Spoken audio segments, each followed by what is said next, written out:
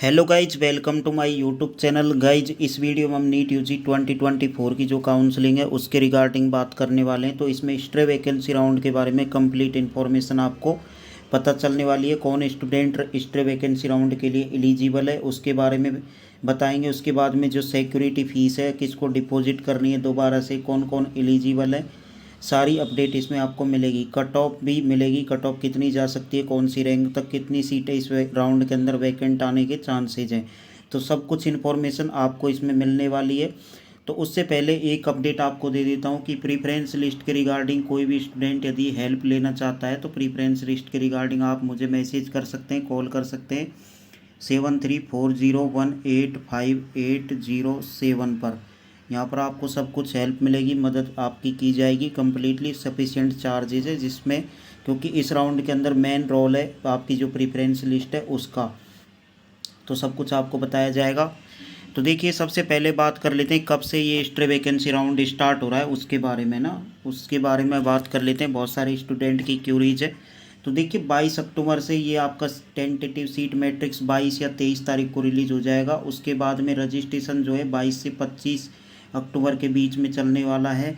उसके बाद में जो चॉइस फिलिंग और लॉकिंग की प्रोसेस है 23 से 26 तारीख को चलने वाला है। 23 से 26 तक चॉइस फिलिंग चलेगी और चॉइस लॉकिंग जो है आपका 8 AM ऑफ 26 अक्टूबर को स्टार्ट हो जाएगा। उसके बाद में देखिए, प्रोसेसिंग ऑफ सीट अलॉटमेंट जो है आपका 26 से 28 अक्टूबर को चलेगा, यानी कि 26 तारीख को आपका जो प्रोविजनल रिजल्ट है वो डिक्लेयर कर दिया जाएगा और 29 तारीख तक आपका जो अलॉटमेंट है वो डाउनलोड आप ऑफिशियल साइट से कर पाएंगे। उसके बाद में जो रिपोर्टिंग प्रोसेस है वो आपकी 30 तारीख से लेकर 5 तक चलने वाली है। 7 डेज़ का टाइम आपको मिलेगा, है ना। उसके बाद में जो भी वेरिफिकेशन डाटा है वो एमसीसी अपने स्टेट से और स्टेट को शेयर करेगा, जो भी आगे की प्रोसेस रहने वाली है। अब नेक्स्ट बात कर लेते हैं आगे, क्या स्ट्रे वैकेंसी राउंड में कौन कौन कैंडिडेट हैं जो एलिजिबल हैं और पार्टिसिपेट कर सकते हैं। तो उसके बारे में जो भी आपको इन्फॉर्मेशन बुलेटिन में दे रखा है और जो स्टूडेंट्स के डाउट हैं उस पर एक कंप्लीट इन्फॉर्मेशन के बेसिस पर आपको ये प्रोवाइड कराई जा रही है ना, बिल्कुल इजी लैंग्वेज में, और आप समझ सकते हैं इन सारी चीज़ों को। तो राउंड 1, राउंड 2 और राउंड 3 में सीट आपको नहीं मिली है ना, तो स्ट्रे वैकेंसी राउंड के अंदर आप पार्टिसिपेट कर लेंगे और आप पहले से रजिस्टर्ड हैं, किसी भी राउंड में आपने रजिस्ट्रेशन करवाया है इनमें से और आपको सीट नहीं मिली है तो आपको दोबारा से सिक्योरिटी अमाउंट जमा कराने की ज़रूरत नहीं है ना।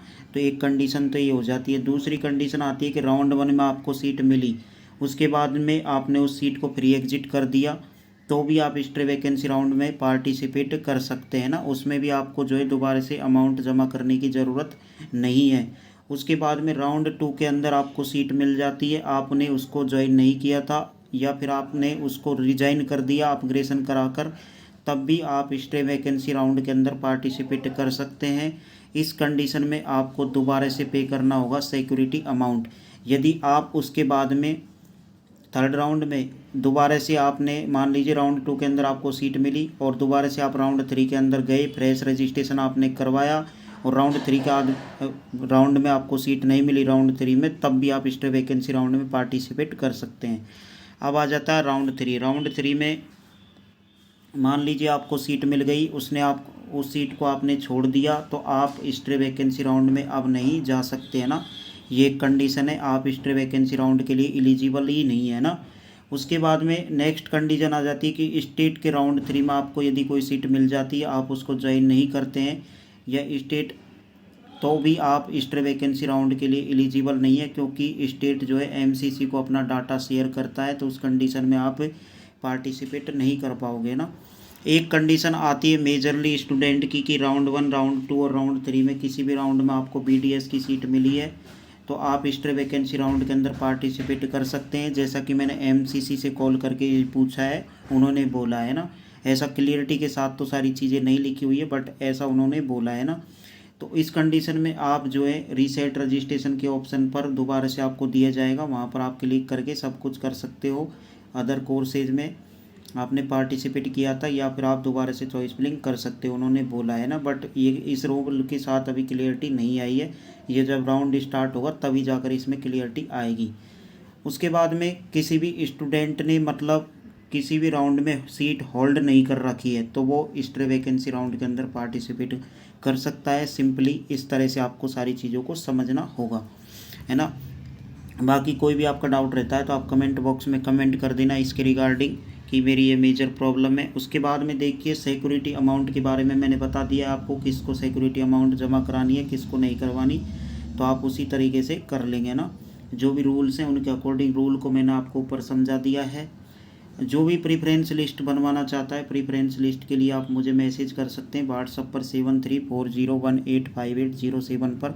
आपको सब कुछ समझाया जाएगा। वहाँ पर आप कभी भी कॉल कर सकते हैं, पूछ सकते हैं आपके जो भी है, और आपके रैंक के अकॉर्डिंग आपको प्रीफ्रेंस लिस्ट प्रोवाइड करा दी जाएगी। अब मेजरली स्टूडेंट क्या गलत करते हैं, मेजरली स्टूडेंट गलती करते हैं कि जब वो बॉर्डर मार्क्स वाले स्टूडेंट होते हैं, जैसे कि 23,000 से 25,000 मान लीजिए ओबीसी जनरल में, तो वो स्टूडेंट गलत करते हैं, सारे कॉलेज उठा के रख देते हैं, तो उससे कहीं ना कहीं प्रॉब्लम उनको क्रिएट होती है। और इस राउंड के अंदर मेजरली एक ही चीज़ याद रखनी है, कॉलेज आपको अलॉट हो जाती है तो उसके बाद में आप सीट नहीं छोड़ सकते। यदि आपने सीट छोड़ दिया तो नेक्स्ट ईयर के लिए आप काउंसलिंग कंडक्ट नहीं करा पाएंगे ना। अब सारी चीज़ों को आगे समझते हैं। फॉर पीडब्ल्यूडी कैंडिडेट के लिए, पीडब्ल्यूडी कैंडिडेट के लिए, यदि पीडब्ल्यूडी कैंडिडेट आप हैं तो पीडब्ल्यूडी कैंडिडेट के लिए यदि आप कट ऑफ बता देता हूँ 145 से 144 से 145 मार्क्स जिसके भी हैं, तो वो कैंडिडेट जो है उसको नंबर आ सकता है, इस राउंड में सीट मिल सकती है। अब ये मत समझना कि ये तो क्वालिफाई मार्क्स से भी कम नंबर है, तो ये पीडब्ल्यूडी के लिए जो क्वालिफाई मार्क्स है उसके अकॉर्डिंग कट ऑफ है ना, अलग होती है जनरल से।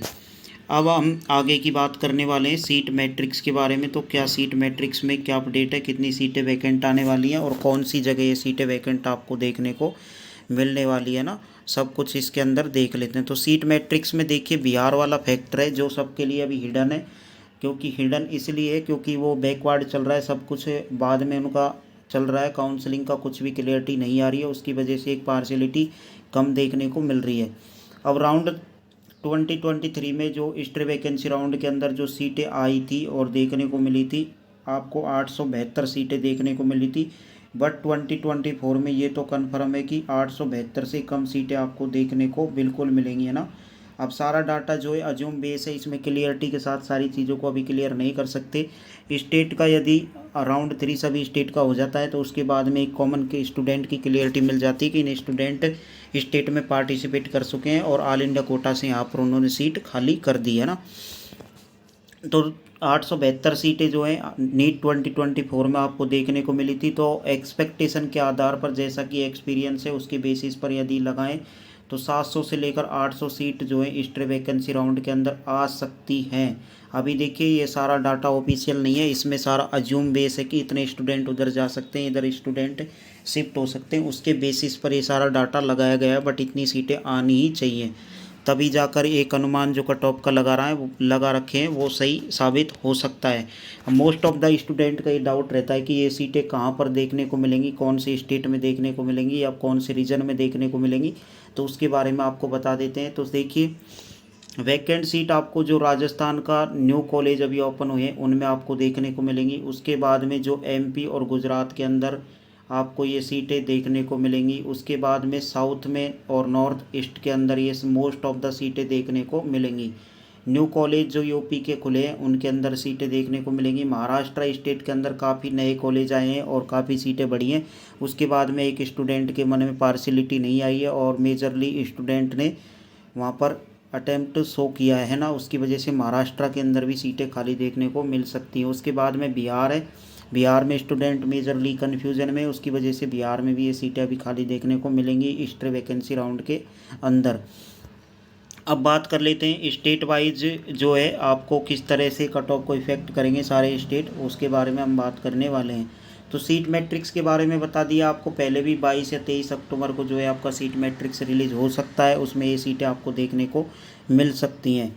अब कट ऑफ जो है डिपेंड करने वाली जो फैक्टर है उनके बारे में हम बात कर लेते हैं, कौन कौन से स्टेट हैं उनके बारे में हम बात कर लेते हैं। जैसे कि राजस्थान है, तो राजस्थान स्टेट की एक मेजर प्रॉब्लम है, इन्होंने पहले तो मना कर दिया था कि हम रिज़ाइन नहीं देंगे, पर उन्होंने लास्ट एक दिन के लिए रिज़ाइनेशन का ऑप्शन खोला था और मेजरली जो स्टूडेंट दूर से आते हैं वो रिज़ाइन नहीं कर पाए थे, तो ज़्यादा स्टूडेंट इसमें रिज़ाइन नहीं किए राजस्थान स्टेट वालों ने।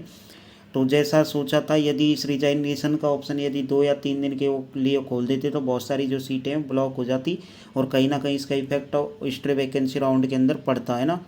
बट रिजाइनेशन का ऑप्शन बहुत कम समय के लिए दिया। स्टूडेंट जो है ऑल इंडिया कोटा से सीट ज्वाइन कर रहे हैं, है ना, कम कर रहे हैं, बट ये आप क्लियरिटी समझ सकते हैं ना। उसके बाद में अभी राजस्थान का स्टेट का राउंड रिजल्ट बाकी है, तो उसमें क्या क्लियरिटी आएगी उसके साथ और पता चल जाएगा।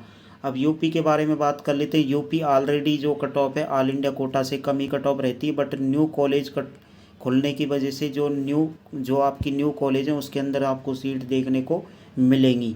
अब बिहार है, बिहार में देखिए सिस्टम ख़राब है।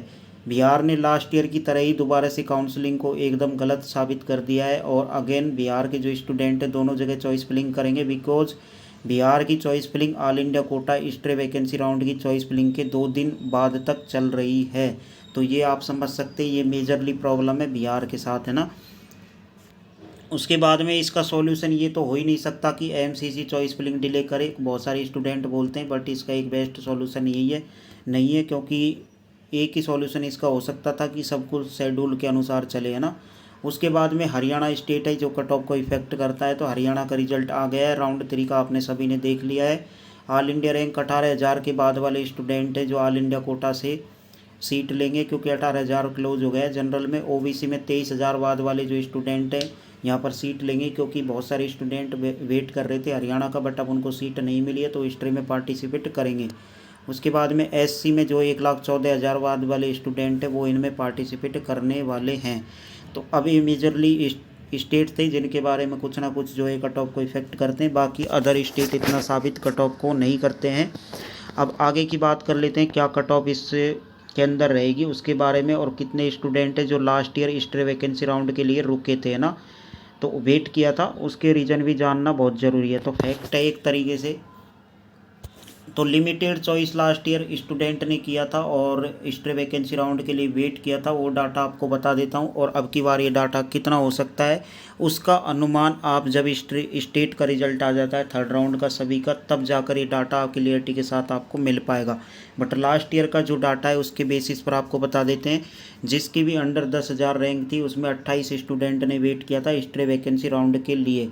उसके बाद में 10,000 से 15,000 में 52 स्टूडेंट ने वेट किया था, और 15,000 से 20,000 में जो है 122 स्टूडेंट ने वेट किया था, और 20,000 से 22,663 में 140 स्टूडेंट ने वेट किया था, और 22,663 से 23,552 314 स्टेट ने वेट किया था। अब ये लास्ट ईयर की जो कट ऑफ है उसके बेसिस पर है, इस साल से इसको कंपेरिजन मत करना कि ये स्टूडेंट है इस रेंज में इतने स्टूडेंट आ सकते हैं ना। ये लास्ट ईयर जो कट ऑफ गई थी इतनी कट ऑफ गई थी, उसके बेसिस पर ये डाटा है। अब की बार ये डाटा कितना हो सकता है, तो देखिए इससे कम तो ये डाटा नहीं होगा, है ना। इससे डाटा तो बिल्कुल आप समझ सकते हो, इससे तो कम ये डाटा नहीं होगा। अब की बार भी स्टूडेंट ने लिमिटेड चॉइस फिलिंग की है, बट ओवरऑल जो है ये डाटा ज़रूर कम हो सकता है। जैसे कि टॉप रैंक वाला डाटा है ये कम हो सकता है, ऊपर का देख रहे हैं 28, 52, 122 वाला जो डाटा है ये कम हो जाता है, या फिर नीचे वाला डाटा बढ़ जाता है। तो कंपैरिजन देखें तो लगभग इतने स्टूडेंट इस साल भी वेट कर रहे होंगे स्ट्रे वैकेंसी राउंड का, क्योंकि कुछ स्टेट हैं जिनका कट ऑफ जो है कॉलेज बढ़ने की वजह से जो है एक क्लियरिटी स्टूडेंट के माइंड में नहीं बन पाई, उन्होंने लिमिटेड चॉइस फिलिंग स्टेट में की और ऑल इंडिया कोटा में की, तो अभी सीटें जो हैं बहुत सारे स्टूडेंट वेट कर रहे हैं। ऐसा लग रहा है जो डाटा कलेक्ट किया है कि इतने स्टूडेंट यहाँ से भी सीट लिए हैं, इतने स्टूडेंट यहाँ से भी सीट लिए हैं, उस डाटा के बेसिस पर। बट थर्ड राउंड का वेट अभी कर रहे हैं। थर्ड राउंड का जब रिजल्ट आ जाएगा सभी स्टेट का, तो वो डाटा क्लियरिटी के साथ आ जाएगा कि कितने स्टूडेंट जो हैं जो सीट ले चुके हैं स्टेट से और ऑल इंडिया कोटा से, तो एक क्लियरिटी माइंड में आ जाएगी। अब फाइनलिटी हम कट ऑफ पर आ जाते हैं कि स्ट्रे वैकेंसी राउंड के अंदर कितनी कट ऑफ जाएगी। ये सारा अज्यूम बेस है, जो डाटा हमने कलेक्ट किया है उसके बेसिस पर ये कट ऑफ आपको बताने जा रहे हैं। बाकी इसमें जो है गलत होने के चांसेस बहुत कम है, बाकी ये लगभग सही साबित होगा क्योंकि काफ़ी एक्सपीरियंस अब हो चुका है। आपने फर्स्ट राउंड सेकंड राउंड में देखा, थर्ड राउंड में मेजरली जो है कट ऑफ थोड़ा गलत साबित हुआ SC ST वालों के लिए, बट ओवरऑल ठीक रहा है ना। तो अनरिजर्व में देखिए हम बात कर लेते हैं, जिसकी भी 25,400 से लेकर 25,700 है उसको सीट मिलने के पूरे चांसेज है अनरिजर्व कैंडिडेट। OBC में 25,500 से लेकर 25,800 के बीच में जिसकी रेंज है उसको कम्प्लीटली वेट करना चाहिए काउंसलिंग के लिए। EWS में 28,800 से लेकर 29,000 तक वेट करना चाहिए। SC में 1,36,000 से 1,40,000 वेट करना चाहिए और ST में 1,75,000 से 1,76,000 के बीच में कट ऑफ रह सकती है। बट ये सब कुछ डिपेंड करेगा अभी सीट मैट्रिक्स आने के बाद में, और क्लियरिटी इसके साथ मिलेगी। बट अभी जो फ़िलहाल है उसकी कंडीशन के बेसिस पर कि किसी स्टूडेंट को वेट करना चाहिए या नहीं, आगे काउंसलिंग को कंडक्ट करवाना चाहिए, वो आपको डाटा बताया जा रहा है। सारा अज्यूम बेस है, बाकी इसके बेसिस पर आप लगा सकते हैं कि यहाँ तक आपको सीट मिल सकती है। बाकी देखिए 25,400 वाला बिल्कुल सेफ है रिजर्व में।